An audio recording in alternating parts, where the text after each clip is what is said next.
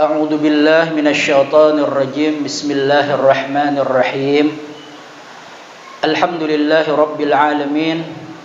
Wassalatu wassalamu ala asyrafil anbiya'i wal mursalin sayyidina wa maulana Muhammadin wa ala alihi wa sahbihi ajma'in. Subhanaka la ilma lana illa ma 'allamtana innaka antal alimul hakim. Wala haula wala quwwata illa billahil aliyyil azim. Rabbi shrah li sadri wa yassir li amri wahlul 'uqdatam min lisani yafqahu qawli. La haula wala quwwata illa billahil aliyyil azim. Nawaitu ta'alluma wat ta'lima wan naf'a wal intifa' wal mudzakarata wat tadhkir wal ifadata wal istifadah wal hatha ala tamassuki bi kitabillah wa sunnati Rasulillah sallallahu alaihi wasallam wad du'a ilal huda wad dalalata 'alal khair ibtigha'a wajhillah wa mardatihi wa qurbihi wa thawabihi. Alhamdulillah, segala puji bagi Allah Subhanahu wa taala yang telah memberikan kepada kita nikmat yang tak terhingga banyaknya, sehingga pada malam hari ini Allah Subhanahu wa taala mengumpulkan kita di tempat yang mulia ini. Mudah-mudahan perkumpulan kita pada malam hari ini selalu mendapatkan rahmat dan maghfirah dari Allah Subhanahu wa taala. Mudah-mudahan Allah Subhanahu wa taala mengabulkan segala hajat-hajat kita, baik hajat dunia lebih-lebih hajat akhirat. Amin amin ya rabbal alamin. Kemudian alhamdulillah lagi pada malam hari ini kita memulai daripada pengajian kitab, yaitu kitab Ar-Risalah Al-Jami'ah.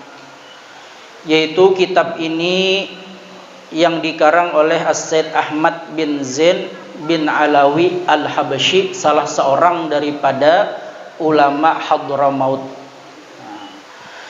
Dan diantaranya lagi banyak kitab-kitab karangan beliau. Akan tetapi kitab karangan beliau salah satunya daripada yang kita baca, insyaallah mudah-mudahan kita istiqomah di dalam mempelajari kitab beliau, yaitu di dalam kitab ini terkandung daripada bermacam ilmu yang fardhu ain, yaitu di antara ilmu usuluddin, yaitu ilmu tauhid, kemudian ilmu fikih dan ilmu tasawuf. Makanya di ngarani sidin ngaran kitab ini Ar-Risalah Al-Jami'ah. Arti risalah itu ujar kita suatu kitab yang kecil. Al-Jami'ah yang menghimpun dari tiga ini ilmu, yaitu yang pertama tadi ilmu tauhid, kemudian ilmu fikih, dan yang ketiga yaitu ilmu tasawuf. Nah, jadi itu adalah salah satu daripada ilmu yang fardhu ain, yang wajib kita tuntut bagi orang yang balik dan berakal. Bismillahirrahmanirrahim. Alhamdulillahi rabbil alamin, hamdan yuwafi ni'amahu wa yukafi'u mazidah. Wa sallallahu ala sayyidina Muhammadin wa ala alihi wa sahbihi wasallam. Jadi di sini pengarang kitab Al-Habib Ahmad bin Zain Al-Habsyi, beliau memulai kalimat beliau dengan Bismillahirrahmanirrahim. Karena Bismillahirrahmanirrahim beliau mulai dengan kalimat tersebut, yang pertama karena mengikut dengan Al-Quranul Karim. Karena Al-Quranul Karim itu dimulai dengan Bismillahirrahmanirrahim. Kemudian yang kedua beliau mengikut dengan hadis Rasulullah sallallahu alaihi wasallam, yaitu hadis Rasulullah sallallahu alaihi wasallam, kullu amrin dzibalin la yubda'u fihi bi bismillahirrahmanirrahim fahuwa abtar wa fi riwayatin fahuwa aqta. Nah, jadi hadis Rasulullah sallallahu alaihi wasallam, tiap-tiap perkara yang mempunyai kebaikan. Nah, tiap-tiap perkara yang mempunyai kebaikan, pokoknya perkara apa aja nang baik-baik, yang tidak dimulai dengan Bismillahirrahmanirrahim, maka perkara tersebut kurang keberkahannya. Artinya kada sempurna lagi. Ibaratnya manusia itu kada betangan. Ibaratnya sapi atau kambing itu kada ekor. Nah, jadi kalau setiap perkara yang tidak dimulai dengan bismillahirrahmanirrahim, yaitu perkara nang baik-baik, maka perkara nang baik tersebut kurang keberkahannya. Nah, makanya keberkahan itu nang kita harapkan. Nah, makanya beliau Al-Habib Ahmad bin Zain Al-Habsyi memulai dengan bismillahirrahmanirrahim. Nah, yang pertama tadi beliau mengikut dengan Al-Qur'anul Karim, yaitu dimulai dengan bismillahirrahmanirrahim. Kemudian mengikut dengan hadis Rasulullah sallallahu alaihi wasallam, yaitu apa? Disunnahkan kita tersebut setiap perkara yang baik-baik itu dengan bismillahirrahmanirrahim. Kemudian lagi di antara bismillahirrahmanirrahim tersebut ada mempunyai beberapa hukum. Nah, jadi hukum bismillah itu kada sunnat aja barataan. Nah, jadi ada beberapa hukum di antara membaca bismillah tersebut. Yang pertama adalah hukum membaca bismillah itu hukumnya wajib. Nah, jadi wajib hukum membaca bismillah. Nah, kapan wajib tersebut? Di dalam kita salat. Yaitu kapan? Pada waktu membaca surah Al-Fatihah. Nah, karena kita madhab Imam Syafi'i, yaitu Al-Fatihah tersebut satu ayat daripada surah Al-Fatihah. Nah, makanya membaca Al-Fatihah yaitu dengan ayat bismillahirrahmanirrahim, maka itu hukumnya wajib pada waktu ketika salat. Berarti bilanya kita membaca Al-Fatihah kada bismillah, berarti salatnya kada sah. Kenapa? Karena hukumnya wajib. Nah, kemudian yang kedua ada bismillah tersebut hukumnya sunnat. Nah, jadi sunnat bismillah. Nah, apa tadi? Yaitu dengan hadis Rasulullah tadi. Yaitu apa? Kullu amrin dibalin, tiap-tiap perkara yang mempunyai kebaikan. Nah, jadi perkara nang baik-baik, apa di antaranya perkara nang baik-baik? Kita hendak membaca kitab bismillah. Nah, kita hendak masuk ke musalla bismillah. Nah, kita hendak makan bismillah. Kita hendak minum bismillah. Nah, jadi tiap perkara nang baik napa aja itu apa? Disunnatkan yaitu membaca bismillahirrahmanirrahim. Kemudian lagi di antara bismillah tersebut ada hukumnya makruh. Nah, jadi makruh bismillah. Nah, kapan itu makruh bismillah? Mengerjakan sesuatu nang makruh. Nah, apa contohnya? Umpamanya mencabut huban. Nah, biasanya behuban nih. Hendak dicabut huban itu tuh.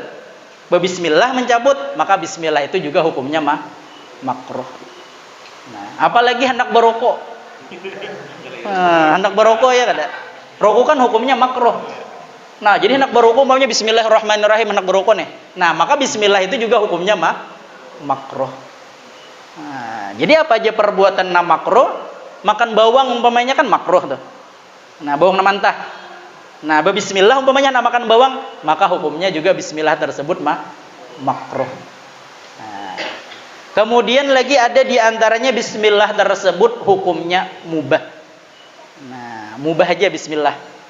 Artinya boleh aja bismillah. Apa di antaranya? Memindahkan satu barang ke tempat yang lain. Nah, umpamanya andaknya gelasnya di sini, umpamanya hendak dipindah ke sini, bismillah, nah itu hukumnya mubah aja. Nah, kada sunat kada makruh kada. Nah, kada wajib kada. Nah, jadi itu sesuatu nang mubah. Nah, kemudian lagi yang terakhir di antara hukum bismillah itu adalah hukumnya haram. Nah, jadi haram bismillah. Nah, kapan bismillah itu hukumnya haram? Pada waktu ketika mengerja sesuatu nang haram. Nah, hendak mengangkat cilingan masjid umpamanya, atau hendak membongkar cilingan masjid umpamanya bismillah. Nah, itu haram. Nah, atau hendak berzina umpamanya bismillah. Nah, maka itu juga hukumnya haram. Nah, jadi kalaunya sesuatu tersebut yang haram kita bismillah, maka hukum bismillah tersebut juga hukumnya haram. Hendak minum minuman keras umpamanya bismillah, maka bismillah itu juga hukumnya haram. Nah, jadi itu diantara hukum bismillah, ada hukumnya wajib, ada hukumnya sunnat, ada hukumnya makruh, ada mubah, dan ada hukumnya haram. Nah, jadi kalaunya dibicarakan masalah bismillah ini aja panjang pembahasannya. Nah, hanya dengan masalah bismillah, belum lagi kalimatnya tersebut bismillah ismun lafzul jalalah, ada sifat Allah Subhanahu wa taala Ar-Rahman, ada sifat Allah Subhanahu wa taala Ar-Rahim. Nah, jadi kada sedikit-sedikit waktu hanya membahas bismillah ini aja. Nah, jadi yang penting tadi apa? Al-Habib Ahmad bin Zain Al-Habsyi beliau memulai ini kitab dengan Bismillahirrahmanirrahim. Yang pertama beliau tadi apa? Mengikut dengan Al-Qur'anul Karim dan mengikut dengan hadis Rasulullah sallallahu alaihi wasallam. Kedua-duanya nih, Al-Qur'an lawan hadis. Alhamdulillah Rabbil Alamin. Segala puji bagi Allah yang memiliki sekalian alam. Hamdan yuwafi ni'amahu wa yukafi'u mazidah. Pujian yang meliputi atau yang memenuhi segala nikmat-nikmat dan segala mencukupi daripada kelebihan itu nikmat-nikmat. Nah, artinya kita ini diberikan oleh Allah Subhanahu wa taala nikmat. Nah, jadi dengan nikmat tersebut kita apa? Bersyukur kepada Allah Subhanahu wa taala, yaitu dengan mengucap alhamdulillah. Nah, baik nikmat itu yang kecil, lebih-lebih lagi nikmat yang besar. Nah, lawan nikmat di sini pulang ada dua. Ada nikmat tersebut kita meminta dulu lawan Allah Subhanahu wa taala, hanya diberi Allah. Ada nikmat tersebut kita kada meminta, langsung diberi oleh Allah Subhanahu wa taala. Itu ngarannya fadlullah, anugerah dari Allah Subhanahu wa taala. Apa contohnya? Kita kawa minum. Adalah kita meminta, ya Allah kawakan ulun minum nah. Nah, kadang kita meminta langsung kawa kita minum. Nah, kita kawa berdiri, kita kawa berduduk. Kadang kita meminta lawan Allah Subhanahu wa taala, kita mendapat anugerah dari Allah Subhanahu wa taala. Itu adalah satu nikmat yang kita kada meminta. Nah, lain nikmat yang lain kan yang hendak kita meminta dahulu. Nah, hendak dapat jodoh umpamanya, nang salihah. Nang bungas umpamanya, nang sugih pulang. Nah, kita meminta lawan Allah Subhanahu wa taala dahulu.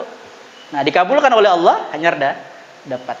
Nah, itu daripada nikmat-nikmat yang diberikan oleh Allah Subhanahu wa taala. Nah, jadi beliau di sini memulai dengan alhamdulillah, bersyukur kepada Allah Subhanahu wa taala, yaitu Tuhan sekalian alam. Wa sallallahu ala sayyidina Muhammadin wa ala alihi wa sahbihi wasallam. Dan salawat dari Allah Subhanahu wa taala atas penghulu kita Nabi Muhammad, dan atas keluarga Nabi dan sahabat Nabi, dan daripada sahabat Nabi dan tabi'it tabi'in ila yaumil qiyamah.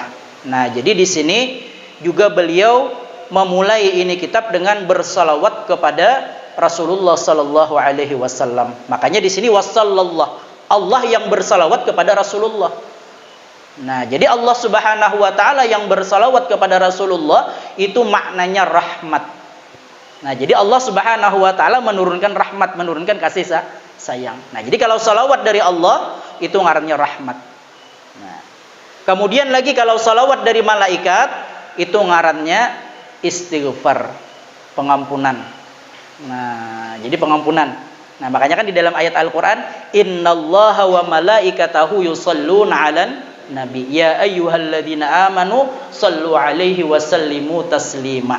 Nah, jadi Allah Subhanahu wa taala bersalawat, malaikat bersalawat. Nah, jadi dengan makna Allah yang bersalawat kepada Rasulullah itu maknanya rahmat. Malaikat yang bersalawat kepada Rasulullah itu maknanya istighfar. Artinya barang siapa yang bersalawat kepada Rasulullah, malaikat yang memintakan ampun, Allah yang menurunkan rahmat. Nah, coba kita bayangkan, malaikat yang memintakan ampun lawan kita. Nah, malaikat tidak ada bisa dosa apa-apa. Nah, memintakan ampun lawan kita, insya Allah Allah Subhanahu wa taala mengampuni segala dosa-dosa kita. Nah, makanya apalagi orang yang menuntut ilmu. Nah, jadi orang yang menuntut ilmu itu jangan kosong kesehariannya dengan salawat kepada Rasulullah sallallahu alaihi wasallam. Nah, makanya dalam Al-Qur'an pun innallaha wa malaikatahu yusholluna 'alan nabi. Sesungguhnya Allah dan para malaikat bersalawat kepada Rasulullah sallallahu alaihi wasallam. Maka kita dianjurkan untuk bersalawat kepada Rasulullah sallallahu alaihi wasallam. Nah, jadi wassallallahu ala sayyidina Muhammadin wa ala alihi wa sahbihi wasallam. Qala Rasulullah sallallahu alaihi wasallam, "Talabul ilmi fariidatun ala kulli muslimin." Wa qala sallallahu alaihi wasallam, "Man salaka tariqan yaltamisu fihi ilman sahalallahu lahu tariqan ilal jannah." Nah, jadi hadis Rasulullah sallallahu alaihi wasallam menuntut ilmu tersebut hukumnya fardu atau wajib jari kita. Atas siapa yang wajib menuntut ilmu tersebut? Ala kulli muslimin, atas tiap-tiap orang yang muslim. Nah, tapi ilmu yang fardu itu ilmu yang mana? Karena fardu di sini ada dua. Ada yang namanya fardu ain, ada yang namanya fardu kifayah. Nah, akan tetapi nang wajib nang di sini itu apa? Fardu ain. Artinya wajib tiap orang. Apakah ilmu nang wajib yang fardu ain tersebut? Yaitu ilmu tauhid, ilmu ma'rifatullah. Itu ilmu mengenal dengan Allah Subhanahu wa taala. Nah, kemudian ilmu fikih, kemudian ilmu tasawuf. Nah, jadi yang tiga ini, tauhid, fikih dan tasawuf, maka itu hukumnya menuntut ilmu tersebut adalah fardu ain, wajib tiap perorangan yang balik dan berakal. Nah, jadi mulai apabila inya balik, berakal pulang, maka wajib menuntut yang tiga ini. Bila nya kada menuntut, berarti berdosa. Nah, kalau yang lainnya itu ilmu fardu kifayah aja, kayak ilmu nahu, ilmu sorof. Nah, itu ilmu fardu kifayah. Artinya salah seorang di kampung itu apabila sudah ada nang mengetahui, nang menuntut ilmu tersebut yang fardu kifayah tadi, maka gugur dosa sekampungan tadi. Nah, makanya ujar guru Bahari apa? Daripada fardu kifayah ini pahalanya tuh ganal benar. Kenapa? Karena menggugurkan dosa orang. Nah, makanya apabila orang di dalam kampung tersebut ada yang menuntut ilmu, maka hendaklah didukung. Artinya jangan sampai umpamanya orang yang menuntut ilmu di kampung tersebut terlantar.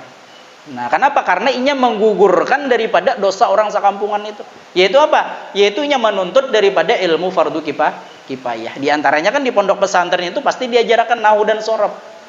Nah, karena itu modal untuk hendak mempelajari atau membaca kitab-kitab nang gundul jurang. Nah, kitab kuning ke kitab gundul lah. Nah, jadi sambat orang kitab gundul karena kitabnya kada berbaris. Nah, kitab kuning karena kertasnya kuning.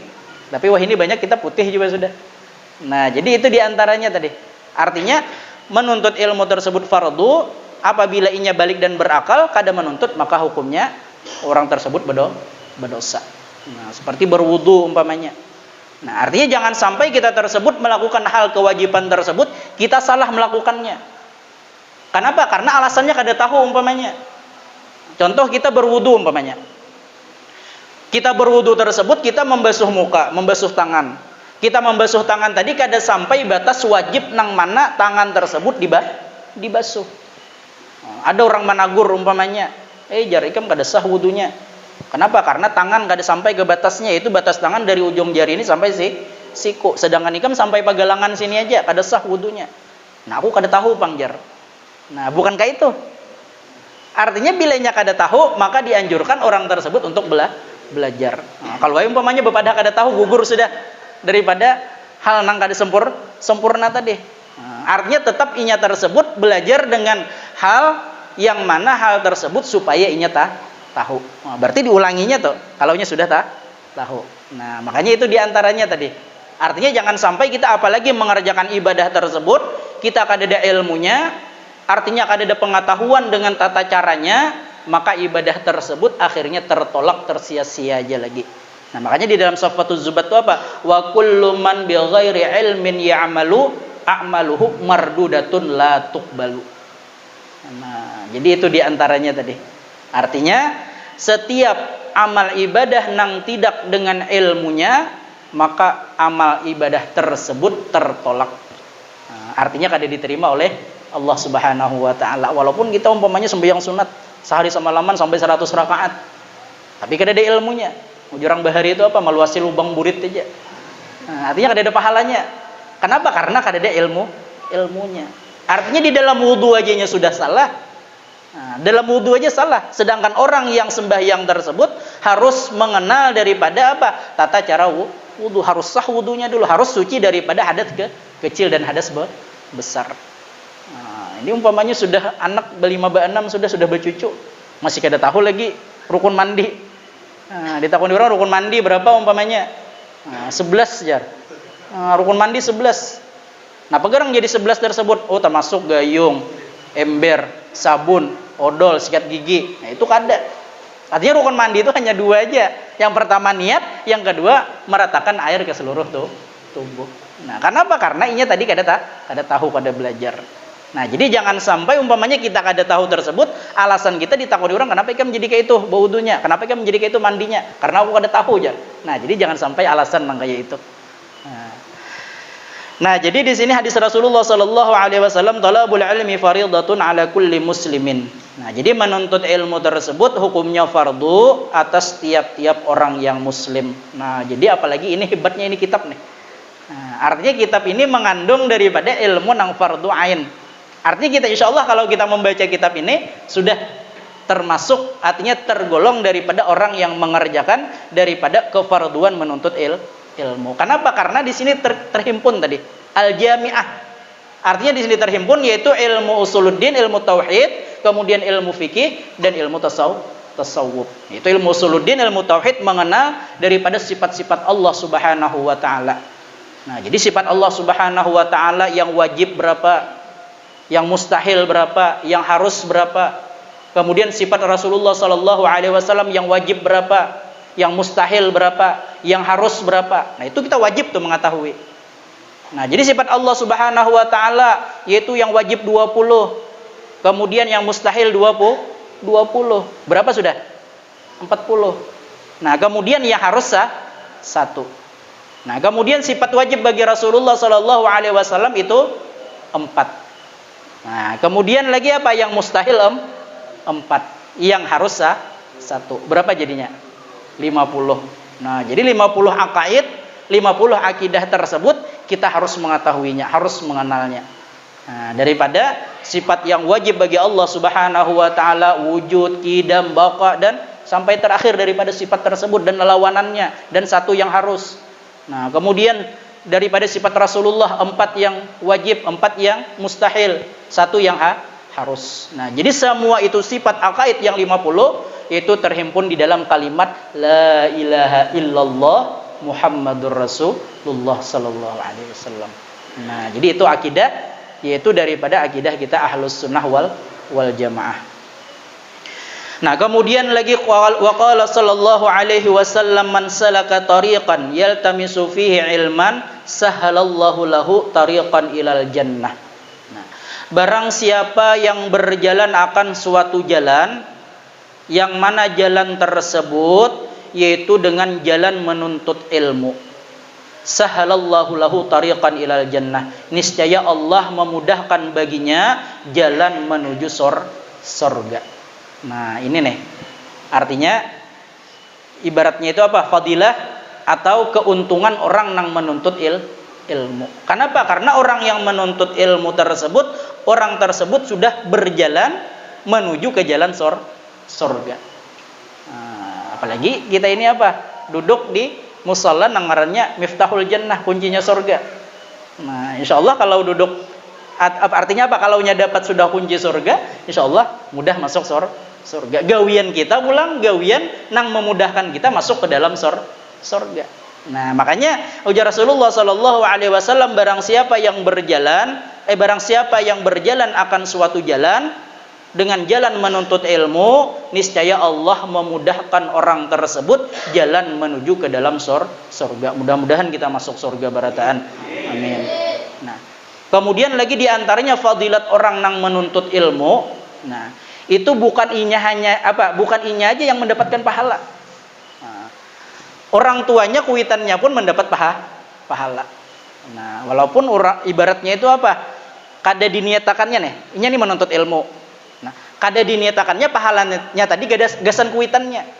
Nah, itu tetap kuitannya dapat pahala walaupun kada diniatakannya. Nah, walaupun seandainya umpamanya pahala aku menuntut ilmu ini aku kada hendak beriakan lawan kuitanku. Gasan aku aja tetap orang tuanya dah dapat. Nah, itu untungnya tadi. Artinya apabila ada anak yang menuntut ilmu, maka orang tuanya pun dah dapat. Walaupun tadi apa? Inya tersebut kada diniatakannya. Artinya kada dinetakannya aku hadir menuntut ilmu ini apa? Kada dinetakannya gesan orang tuanya ini niscaya tetap sampai. Nah, walaupun seandainya tadi inya bersuara umpamanya atau berniat aku menuntut ilmu ini kada hendak memberikan pahalanya lawan kuitan kok. Terlalu benar bang kayak itu. Nah, ibaratnya tuh tetap pahalanya sampai. Nah, itu untungnya. Nah, apalagi umpamanya anaknya menuntut ilmu tadi.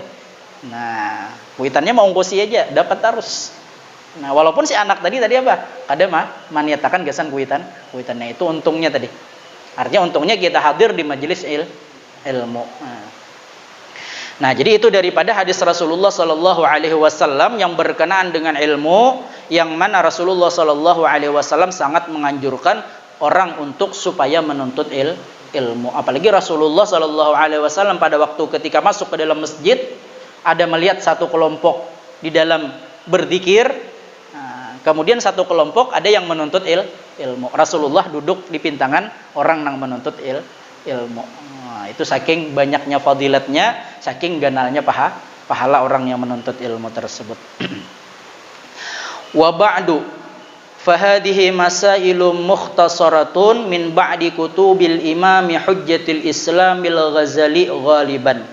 Man arafaha wa amila biha narju minallahi ay yakuna min ahlil ilmi zahiran wa batinan wa billahi taufik. Nah, kemudian ujar Al-Habib Ahmad bin Zain Al-Habsyi wa ba'du dan sesudah, yaitu sesudah beliau berbismillahirrahmanirrahim kemudian memuji kepada Allah Subhanahu wa taala dan bersalawat kepada Rasulullah, fahadihi masailu mukhtasaratun, maka ini adalah masalah di dalam ini kitab mukhtasaratun, yang mukhtasar atau yang ringkas. Nah, jadi yang ringkas saja beliau mengarang ini kitab. Nah, arti mukhtasarah itu apa? Qalilul labduhu wa katsura ma'nahu. Lafaznya sedikit aja, tapi maknanya luas, maknanya banyak. Nah, jadi kitabnya ini tipis saja. Nah, ya kenapa? Karena ini ringkasan mukhtasar tadi. Nah, tapi apa? Makna di dalam ini kitab itu luas. Apalagi beliau mengambil dari mana? Min ba'di kutubil imami hujjatil Islam Al-Ghazali ghaliban. Nah, jadi beliau mengarang ini kitab, beliau mengambil daripada sebahagian kitab-kitabnya Imam Ghazali. Nah, jadi Imam Ghazali itu bergelar dengan Hujjatul Islam. Nah, jadi orang yang bergelar dengan Hujjatul Islam dan juga gelar beliau itu Al-Ghazali. Nah, itu gelar, laqab. Nah, jadi gelar beliau Hujjatul Islam dan juga Al-Ghazali. Nah, ngaran sidin siapa? Kunyah beliau apa? Abu Hamid. Muhammad bin Muhammad bin Muhammad bin Ahmad. Nah, itu ngaran Imam Ghazali. Nah, jadi Abu Hamid Muhammad bin Muhammad bin Muhammad bin Ahmad. Nah, jadi kalau terkenalnya itu Imam Ghazali aja. Nah, sedangkan nama beliau adalah Muhammad. Nah, kemudian diantaranya lagi Imam Ghazali ini apa? Dilahirkan pada tahun 450 Hijriah. Nah, tahun 450 Hijriah. Kemudian beliau wafat pada tahun 505 Hijriah. Nah, berarti sekitar 55 aja umur sidin. Nah, kada panjang kada. Nah, jadi umur sidin kada panjang, tapi apa? Manfaatnya. Nah, sampai wahini kitab beliau bisa dijadikan orang hujjah, bisa dijadikan orang dalil. Bahkan kan hampir 1000 tahun sudah. Nah, artinya walaupun beliau singkat umur sidin 55 tahun aja, tapi kan memberikan faedah itu Pak selamanya sampai ke sekarang ini, sampai ke wayah ini. Nah, mungkin parak 1000 tahunan dah ya kada. Nah, kan tahun 450 sidin lahir, tahun 505 sidin wafat. Nah, sekitar 55 tahun umur sidin. Nah, jadi itu Imam Ghazali. Nah, jadi beliau mengambil Al-Habib Ahmad bin Zain bin Alawi Al-Habsyi ini, beliau mengambil ini kitab dari sebahagian kitab-kitab Imam Ghazali. Nah, artinya kada berataan, kada sebahagian aja. Diringkas sidin, dimasukkan di dalam ini kitab. Makanya ngarannya tadi mukhtasar. Artinya ringkasan yang sedikit lafaznya tapi maknanya luas, maknanya banyak. Nah, kemudian lagi man arafaha wa amila biha narju minallahi ayyakuna min ahlil ilmi zahiran wa batinan. Nah, ini doa pengarang nih. Nah, jadi doa pengarang ini kitab man arafaha, barang siapa yang mengenal tentang ini masalah-masalah yang ada di dalam kitab ini, wa amila biha, dan mengamalkan dengan masalah-masalah yang ada di dalam ini kitab, narju minallah ayyakuna min ahlil ilmi zahiran wa batinan. Kami mengharap kepada Allah Subhanahu wa taala untuk dijadikan daripada ahli ilmu, daripada ilmu syariat dan ilmu hakikat. Nah, jadi doa daripada Al-Habib Ahmad bin Zain Ujar Sidin, barang siapa nang mempelajari ini kitab. Nah, jadi kita didoakan pengarang nih. Nah, jadi barang siapa yang mempelajari dan mengamalkan ini kitab. Artinya kita mempelajari kemudian kita amalkan, nah, niscaya Allah Subhanahu wa taala memberikan kita daripada orang yang ahli ilmu, daripada ilmu zahir. Ilmu zahir ini ya ilmu syariat. Nah, kalaunya ilmu batin yaitu ilmu hakikat, ilmu hati. Akan tetapi ilmu hakikat ini juga berkaitan dengan ilmu syariat. Nah, kadang kalau dipisah tuh. Ilmu syariat dan ilmu hakikat. Nah, jadi apabila kita mempelajari ini kitab, berarti kita masuk di dalam doa pengarang. Nah, wabillahi taufik, dan hanya dengan Allah Subhanahu wa taala untuk meminta taufik. Artinya taufik ini ujar kita khalqu qudratit taati fil abdi. Mampunya seorang hamba untuk berbuat taat. Nah, itu taufik. Artinya kita tersebut bisa mendapatkan hidayah dan juga kita bisa mendapat taufik. Nah, kalaunya kita dapat hidayah aja, kada dapat taufik, kita tahu aja hanyar. Tapi kita belum tentu kawa menggawi. Nah, contoh umpamanya kita menuntut ilmu nih, kita hadir di majelis nang kaya ini. Artinya kita tahu pahala menuntut ilmu tersebut gonal benar pahalanya. Artinya bukan hanya kita aja, kuitan kita pun juga dapat. Nah, kita tahu aja. Tapi pas pada waktu ketika nak hadir umpamanya, atau guring enggak umpamanya, habis maghrib guring umpamanya, mengantuk teguring. Nah, kita tahu aja tadi. Nah, akhirnya kita kada kawa hadir. Nah, berarti kita tadi hanya mendapatkan hidayah, kada mendapatkan taufik. Nah, atau umpamanya kita hendak bangun malam nih, kita tahu umpamanya sholat tahajud itu pahalanya gonal benar. Nah, sholat tahajud tengah malam.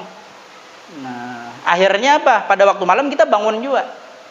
Nah, mulah kopi umpamanya, setel TV, akhirnya main bola umpamanya rami benar. Nah, saking gara ramiannya kada ingat lagi, sekalinya sampai ke waktu subuh. Nah, berarti kita kada jadi untuk sholat tahajud tadi. Artinya kita hanya tahu tadi pahalanya ganal, tapi apa? Allah kada memberikan kepada kita taufik. Nah, makanya ujar ini pengarang yaitu Al-Habib Ahmad bin Zain Ujar Sidin apa? Dengan diberikannya yaitu dengan taufik. Artinya hidayah dapat, taufik pun kita dapat. Artinya ilmunya kita dapat dan kita kawa mengamalkan. Nah, itu diantara daripada doa yang diselipkan oleh pengarang ini kitab di akhir daripada mukaddimah beliau. Nah, jadi beliau menghendaki kita ini supaya ahli di dalam ilmu zahir dan ilmu batin dengan mempelajari ini kitab. Nah, apalagi diantaranya tadi kitab fiqih. Nah, diantaranya fikih tersebut ada mengandung daripada ilmu ibadah. Nah, kemudian ilmu muamalah, ada yang munakahat, ada jinayat. Nah, jadi di dalam fikih tersebut terkandung ada 4 unsur nih. Nah, jadi ada yang namanya ibadah. Nah, itu seperti kita wudu, mandi, kemudian sholat, kemudian zakat, haji. Nah, itu terkandung di dalam bagian ibadah. Ada yang namanya di dalam kitab fikih tersebut ngarannya muamalah, tentang jual beli. Nah, kayak apa kita hendak berdagang nang bujur nih. Nah, kayak apa kita hendak sewa menyewa. Nah, itu di dalam ilmu fikih dibahas. Nah, kemudian yang ketiga itu ngarannya munakahat, tentang pernikahan. Nah, kalau bahari waktu belajar katuju bener bab munakahat ini. Nah, apalagi gurunya sekali menjelaskan lucu bener. Nah, jadi asalnya mengantuk jadi bangun. Nah, kalau berbicara tentang masalah bab nikah ini. Nah, kemudian yang terakhir yaitu bab jinayat. Nah, artinya jinayat ini diantaranya itu apa? Termasuk daripada hukum Islam. Nah, artinya orang mencuri umpamanya tatak tangannya. Nah, tangan kiri. Habis itu mencuri pulang, tatak betis kanan. Kemudian mencuri pulang, tatak tangan kanan. Kemudian mencuri pulang, tatak betis kiri. Nah, jadi itu di dalam fikih itu dibahas. Nah, kalau orang berzina, kemudian apa umpamanya hukumannya? Dirajam, dicambuk 100 kali apabila orang berzina tersebut belum kawin. Apabila sudah kawin inya berzina, maka rajamnya apa? Dikubur hidup-hidup, kemudian dilempar pakai batu sampai mati. Nah, itu di dalam kitab fikih itu tentang hukum Islam. Tadi kalau kita di Indonesia itu kada dipakai. Jangannya dipakai mungkin banyak nang kada melakukan. Nah, tapi gitu kalau di negara-negara Arab itu dipakai. Kalau mencuri tadi kan tatak tangan kiri. Nah, bukan tanganan sampai kok. Nah, sampai pegalangan sini aja. Nah, bila mencuri pulang betis kanan, tatak. Nah, sampai buku lali itu. Nah, bila mencuri pulang tatak tangan kanan. Bila mencuri pulang tatak betis kiri. Nah, sampai mencuri lagi terlalu benar. Tangan hilang sudah, betis hilang sudah. Nah, itu di dalam kitab fikih dibahas, itu ngarannya bab jinayat. Nah, itu diantara daripada ilmu-ilmu yang terkandung, yaitu diantaranya tadi ilmu yang fardu ain yang wajib kita tuntut. Nah, jadi mudah-mudahan Allah Subhanahu wa taala memberikan kita ilmu yang bermanfaat, dan mudah-mudahan Allah Subhanahu wa taala memberikan di hati kita cinta dengan ilmu dan menjadikan zuriat kita saleh dan salihah dengan berkah kita menuntut ilmu dan membaca daripada kitab seorang waliullah, seorang yang alim, seorang yang daripada zuriatnya Rasulullah sallallahu alaihi wasallam, yaitu Al Habib Ahmad bin Zain bin Alawi Al-Habasyi wa ila hadratin Nabi. Al-Fatihah. A'udzubillahi minasyaitonir rajim. Bismillahirrahmanirrahim.